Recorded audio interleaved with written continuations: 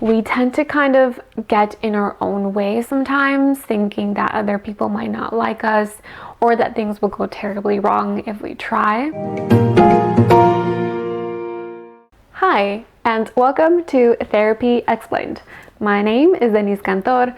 I'm the therapist of color for people of color and your very own mental health cheerleader. Today's video is another video in our anxiety series.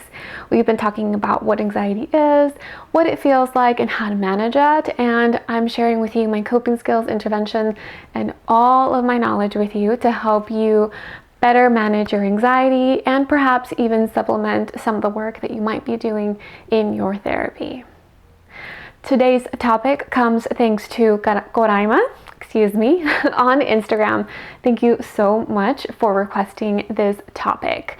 We're going to be talking about the cognitive triangle and why it might be hard for you to ask for help. Now, feeling like a burden, like other people might not like us, like other people might not receive us in the way that we want them to receive what we're trying to put out there, is common. We tend to kind of get in our own way sometimes, thinking that other people might not like us or that things will go terribly wrong if we try. And this is due to our anxiety. So let's talk about the cognitive triangle. This might be one of the biggest reasons why you keep standing in your way and not allowing yourself to reach out to others and to allow others to take care of you too. So let's jump to it. What is the cognitive triangle? Well, as the name suggests, it is a triangle formed by our thoughts. It is a way in which therapists, and particularly cognitive behavioral therapists, talk about the connection between our thoughts, our feelings, and our behaviors.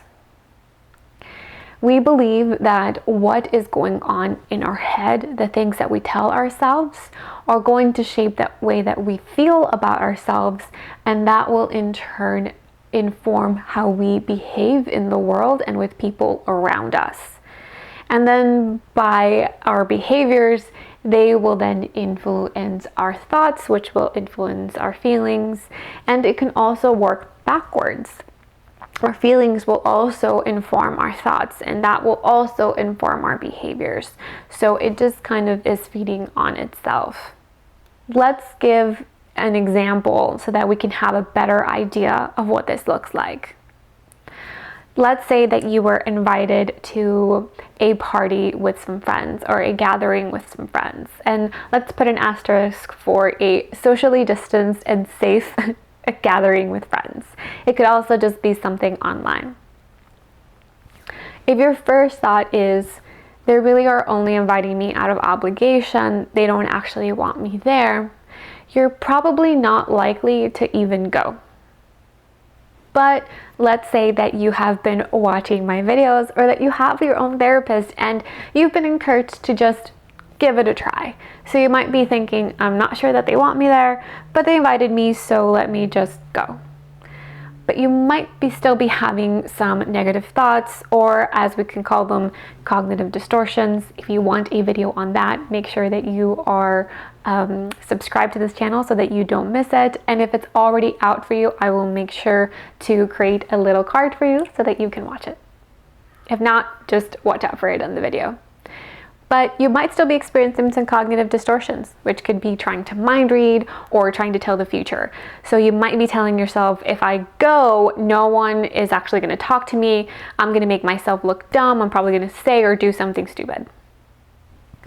Because you're already telling yourself this, you're probably not going to go into this gathering feeling confident. You will probably start to second guess the things that you want to say and do, and you're more likely to just not interact at all. So you don't feel good about yourself because you're telling yourself that people don't like you, you're going to make yourself look dumb. So then you feel pretty anxious, pretty self-aware, and not confident at all, which will then show up in your behaviors by not interacting with people. But because you didn't interact with anybody during this gathering, or you were very shy and you really kept to yourself, other people didn't come up and interact with you either. So then you're going to start telling yourself, see, nobody likes me. Nobody really cares about me or anything that I have to say, and they didn't really want me here. Look at them not interacting with me. Which then makes you feel worse about yourself and less likely to give yourself the opportunity to spend time with other people again. This is how the cognitive triangle works. It feeds on itself because if we are engaging in a pattern of negative thoughts, we're going to feel negatively about ourselves and we're not going to interact with other people. You can apply this to any sort of interaction. It could be with a partner. If you tell yourself that they don't love you, you might feel more reserved and not as open during dates, which then in turn will communicate to the other person that you're not as interested, and then they won't engage with you as much either, and then you'll tell yourself that, see, they don't really like you, which will make you feel worse, and there you go again, getting stuck in that cognitive triangle of negative thoughts, patterns, and feelings. Now that we know what it is and what it looks like, what do we do to help ourselves manage it? Right? How do we make this cognitive triangle work to our benefit? Because if our feelings, thoughts, and behaviors are all connected, then we can, right, if it works like this negatively, we can very easily intercept those thoughts and change this triangle to a triangle of positive feelings, positive behaviors, and positive thoughts. So we can start by challenging a lot of these thoughts. One of my favorite and key coping tools to teach with my patients when they are learning how to manage anxiety is really, really being mindful of your thoughts and learning how to challenge them.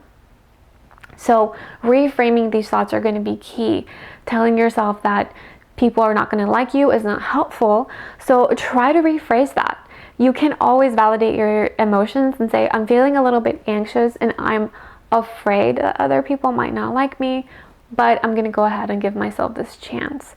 You can even plan for an interaction and say, okay, I'm going to say like 3 things during this gathering, just to put myself out there and see if other people will return.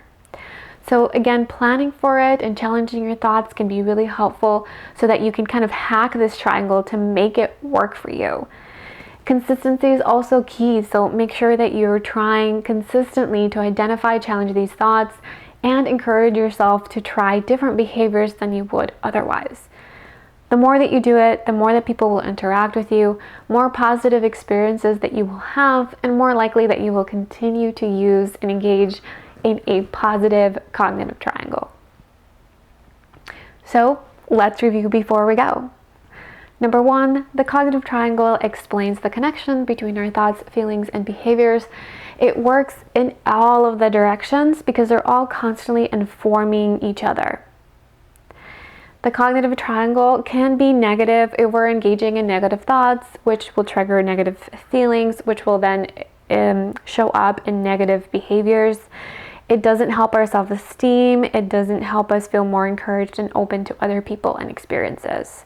But you can hack this cognitive triangle by focusing on some of these thoughts and challenging them and reframing them. You can make a cognitive triangle positive and work for you.